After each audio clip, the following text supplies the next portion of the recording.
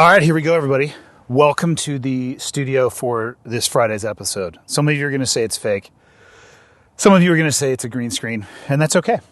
I'm actually, though, just outside of Bozeman, Montana, which brings me to the sponsor for today's episode. Today's episode is brought to you by Starlink.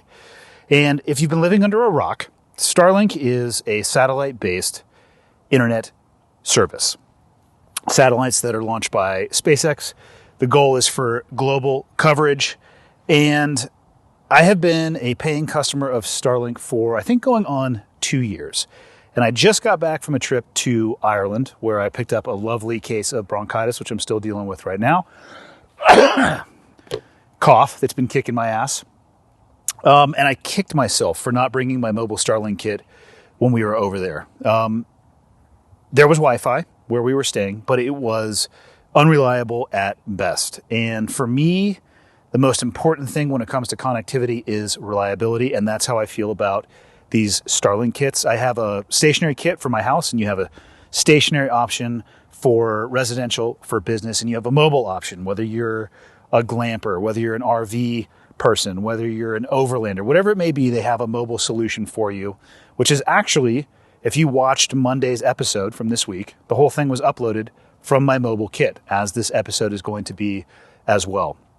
It's life untethered. It is the ability to have reliable internet anywhere that you want to go. And I came back from that Ireland trip wishing that I had brought it. I ended up having to post an episode. We went to Belfast and I went into hotels until I could find good Wi-Fi. Never again. I'm traveling with that thing everywhere we go. I bought a Pelican case. It goes in the back of the vehicle. Badass, reliable internet anywhere that you would possibly want to go. So I'm hoping, we're doing a little bit of a test sponsorship and hopefully it'll develop into something awesome. If you're interested, there is an upfront equipment cost. And then beyond that, you can turn it on and off as you need be. So when you're traveling, you can turn it on. And all I can say is over the last 2 years, I have nothing but fantastic things to say about it. So if you're interested in a life that's untethered but connected when you want it to be, go to the link down below in the show notes and check it out. And what you're going to get from that link, if you choose to sign up, is 2 free months credited to your account. And that way they can track the people who find it, obviously, through the podcast. On to the podcast. 3 questions for today. Let us begin. Okay, got the red smoke. Gun run, north or south, west of the smoke, west of the smoke. Okay, copy, west of the smoke. I'm looking at danger close now. Come on with it, baby, give it to me, I need it. You're cleared hot. Copy, cleared hot. All right, here we go. 3 questions. Sometimes, and I don't know why, maybe it's the change of season, maybe it's just the time of year, maybe it's the approaching holidays. Sometimes I get messages that I would describe as being very thematic. And this is one, in the past week, I've received a few like this. It's a little bit of a review of something that I've covered previously, but I think because of the fact that so many people have sent something to me, that it is worth diving back into. So here we go.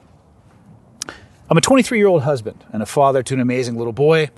I've caused problems in my relationship, not adultery or drugs, but financial infidelity. My wife found out about the debt I had with my business. She had found out small things about my job that had either gone wrong or I had lied about to try not to stress her out, as she is an anxiety-prone person. I'm not justifying my dishonesty. I know I've been wrong and dumb and my excuses generally suck. I know. I just never want to let her down because of how amazing she is as a person, mom, and spouse. I've struggled with depression and thoughts of suicide from childhood trauma caused by bad bullying.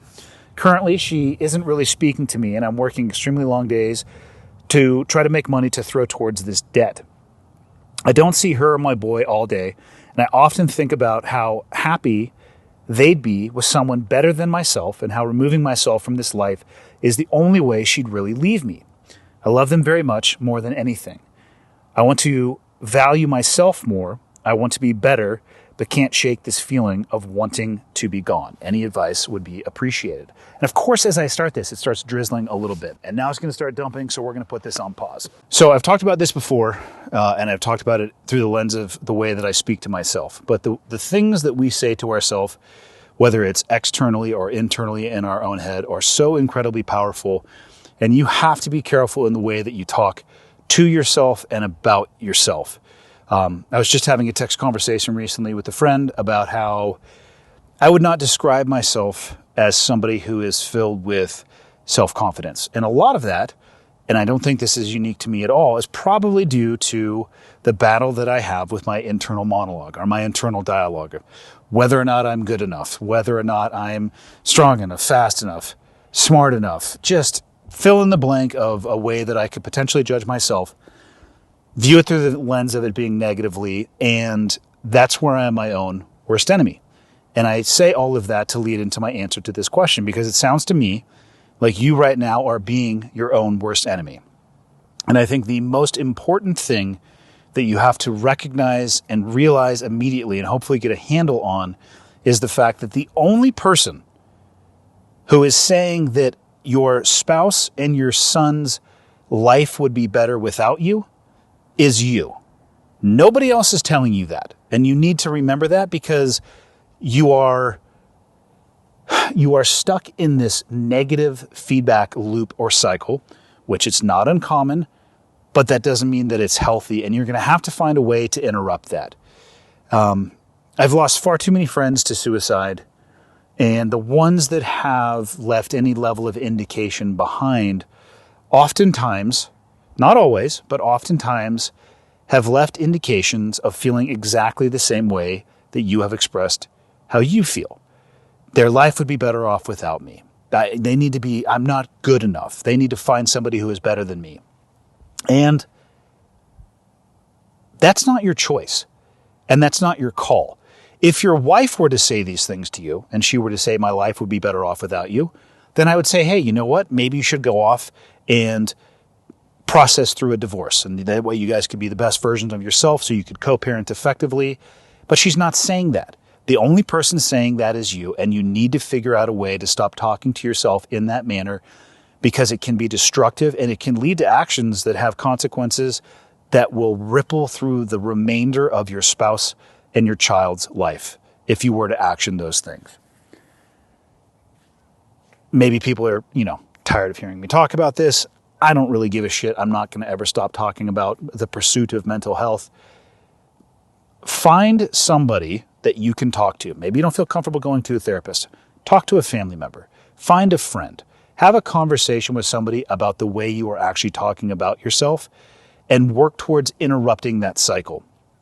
I have not become an expert at this. I certainly will catch myself in negative feedback loops.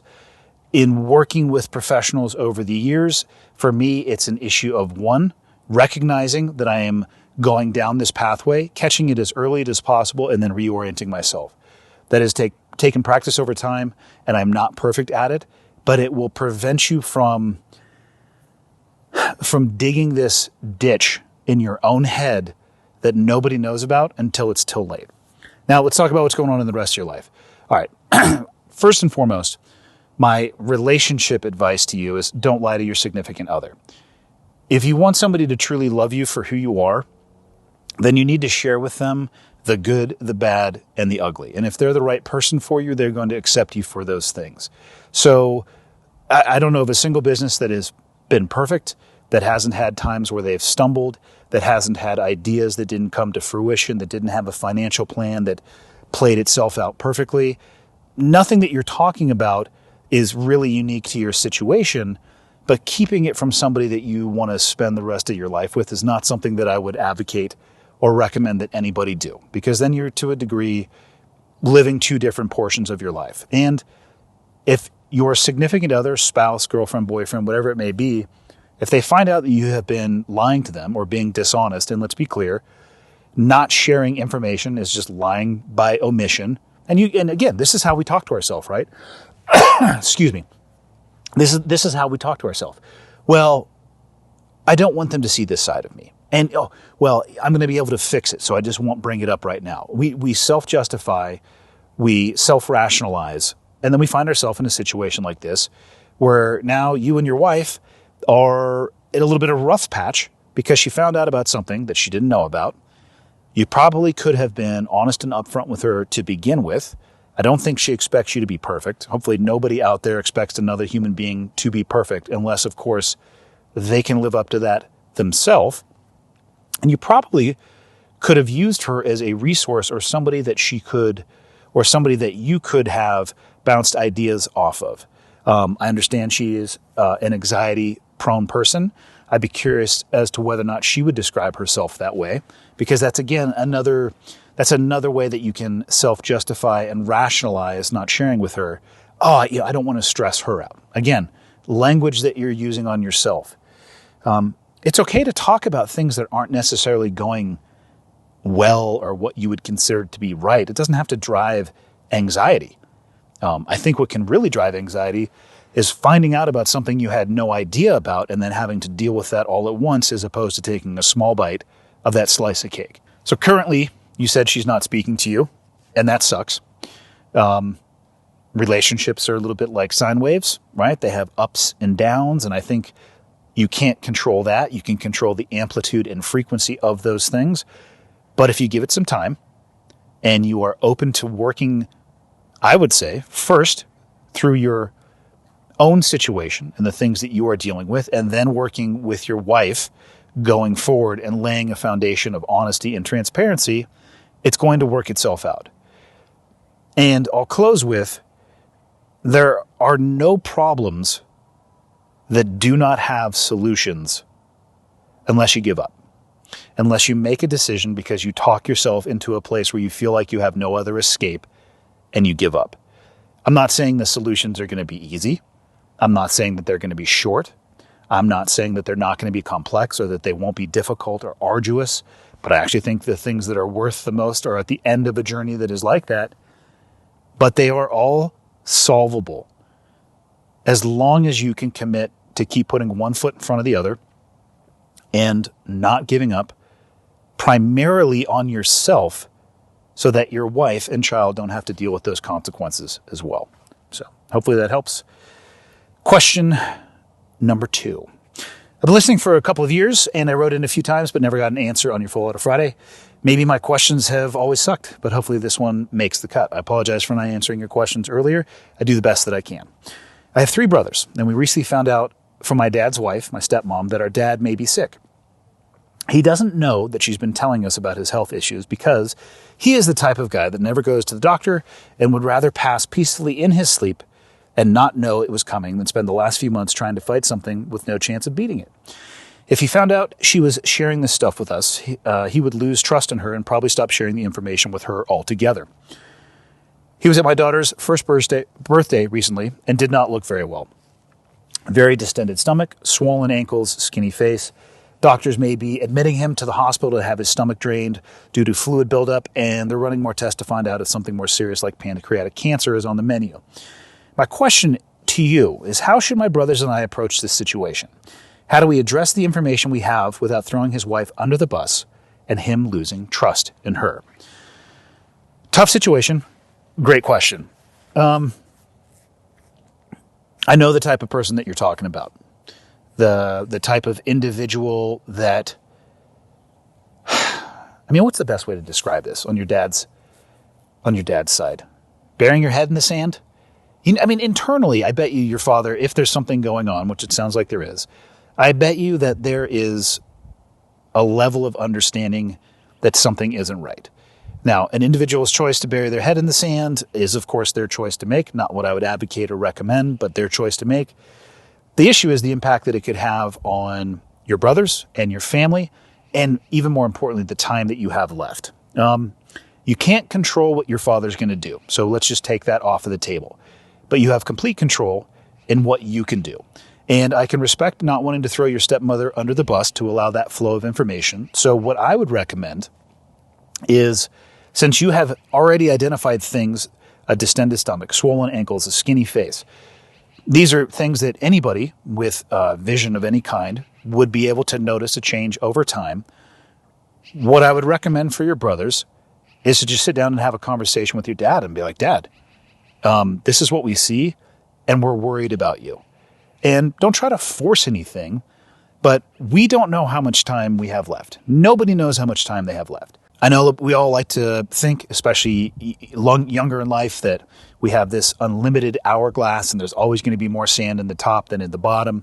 And maybe at middle age that shifts, and at the end of life or the later years in life, I don't know what that optic or perspective looks like. But we don't have any control and we don't actually know how much sand.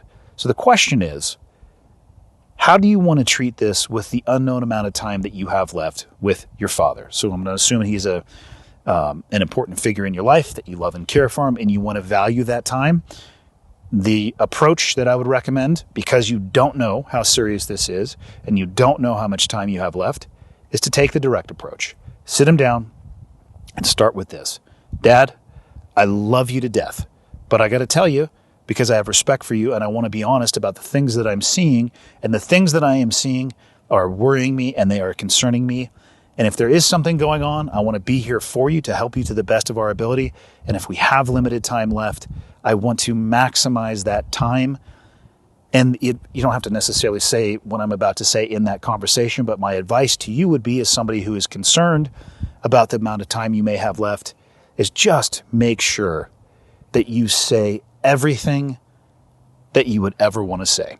Leave nothing left unsaid, because at some point in time, and it'll be sooner than you want it to be, and it'll be far more permanent than you would ever hoped that it couldn't be, you won't have that opportunity. So be direct, come at it from a level of compassion and love and the desire to be helpful. And if you do it through what it is that you are seeing, you don't have to violate that trust from your stepmom. And then hopefully you can keep that level of communication going on the back end. And then you can be working together simultaneously, and your father won't know the difference, but he'll be surrounded by people who love him. And hopefully, maybe he's got an allergic reaction that he developed later in his life. I'll tell you right now, I'm not a doctor. I've watched a lot of House, but I don't have enough information to diagnose this. But there are people out there who can, and hopefully it will bring you closer together. You can do more valuable things with your time, and him going to get help or trying to figure out what is going on, it'll net you even more time as a family. That would be my advice. Final question for today. My family thinks carrying a concealed firearm is an act of paranoia.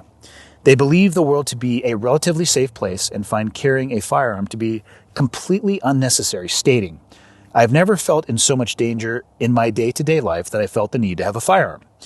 In last week's Fallout of Friday, you stated in 2023 it is the safest time there has ever been to be alive, which I largely agree with. However, I still find it necessary to carry the appropriate tools to defend myself, as I have no knowledge in martial arts. On the other hand, in my 29 years of life, I have never been in a fight nor been in a situation where I came even remotely close to having to defend myself. Maybe my family has a point here. With the connectivity of modern life and popularity of social media, I know it to be true that you can often find what you are looking for, either good or bad. I assume it is possible that I have simply entered an echo chamber of the internet social media that has led me to believe I face more danger in day-to-day life than I actually do. For instance, I have seen multiple videos in the last 2 weeks of influencers discussing truck guns and vehicle EDCs, or everyday carries, where they display a level of tactical gear that I personally would only see being useful in the event of a mainland invasion of the U.S. I pass no judgment on the actions of those individuals and their belief to always have such gear readily available. However, videos such as those do make me stop and think of the validity of my family's views. So, does my family have a point, or do they lack perspective? What are your thoughts on concealed carry, truck guns, seemingly wartime loadout EDCs that are preached by some? This is an interesting question. It's pretty layered and in-depth. So, does your family have a point, or do they lack perspective? How about both is true? They have a point and they have a perspective, and it differs from yours a little bit. When I was talking about, in the previous Fallout of Friday, when I was talking about from a statistical perspective, that it is the safest time for human beings to be alive on planet Earth, the point that I was trying to get across is I don't want anybody living in paranoia. But at no point in time did I say that people shouldn't be prepared. Statistics are a great thing. The odds of being bitten by a great white shark, I think, are the same of being struck by lightning twice and winning the lottery in the same day. And all of that is fine and dandy until you find yourself into the jaws of a great white shark, and as it's dragging you underwater and separating your limbs from your torso, you start yelling at it about statistics. So the probability is low, And I don't even know necessarily what you could do to prepare yourself for that other than maybe never go into the water. But again, that's kind of going down a rabbit hole. Being paranoid is not something I want people to be, but being prepared is something that I want people to be. So when they face things that they may not encounter on a day-to-day level, that maybe would be at the fringe of their experience, they are prepared. And maybe not it is not even something that they are facing. I do definitely subscribe to everyday carry, of course, following the laws of where you live. But if people, every time I talk to people about concealed carry, I also talk to them about the other tools that they carry. A gun has the ability to make holes in people and the ability for you to start draining hydraulic fluid from a human being. But do you also carry things that can plug holes or prevent that fluid from leaving the body? So you have the ability to take life with your EDC tools, but do you have the ability to sustain life? From a statistical perspective, if we want to go back into stats, you're far more likely to need the tools to sustain life than take life. I've never had to pull a gun on anybody in my life outside of the military, but multiple times I have been the first responder on an accident scene or even just on a hike and had the ability to help somebody who wasn't having a medical emergency, but the ability to bandage somebody who had cut themselves accidentally and get them to a higher level of care. Again, I don't carry those tools because I'm paranoid. I carry them because I want to be prepared and the most useful human being that I can be. The fact that your family has never encountered violence like that is awesome. I'm incredibly happy, and that's the way that most people are. But how are they going to behave if that is forced upon them? And the answer is they're going to fall to the level of their training. And if they have no training or preparation, they're really going to suffer in that environment. And I don't want them to. So they do have a point that is based on their perspective. Their perspective is based on the experiences that they have had in their life, and it's limited to a degree. And that's okay. If you want to put blinders on and bury your head in the sand, that is a choice. But you have to accept the consequences of that choice.